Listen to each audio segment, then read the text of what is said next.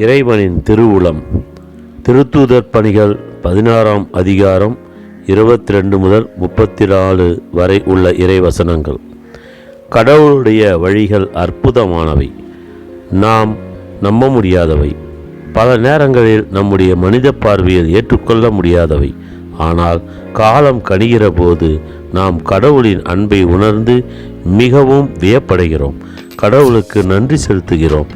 அன்றாட வாழ்க்கையில் ஒவ்வொரு நாளும் நம்முடைய வாழ்வில் நடக்கிற நிகழ்வுகளை எண்ணி பார்த்து ஏன் ஏன் ஏன் என்று பல கேள்விகளை கேட்கிறோம்.